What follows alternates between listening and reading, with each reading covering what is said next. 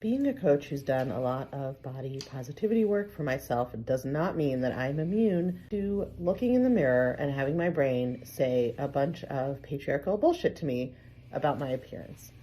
That I'm looking old, that I'm looking fat, that I'm looking wrinkled, that I have too much gray in my hair, whatever it is.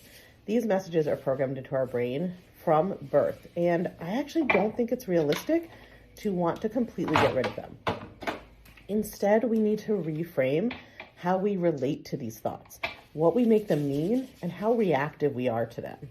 Because I grew up in a fat-phobic diet culture in a larger body, my brain is programmed from so early to always tell me that losing weight will be the solution to some emotional problem that comes up.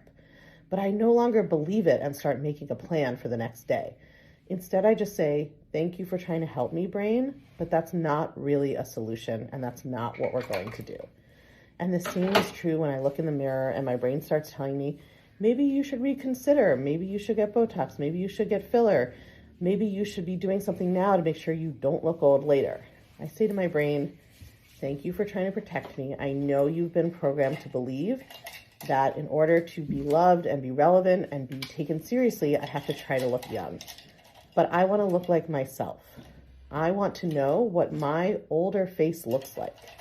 And I want to reclaim beauty standards for myself. Because the truth is that societies have had very different beauty standards over the course of history, which means that they're not objective. They are actually completely subjective and socially constructed.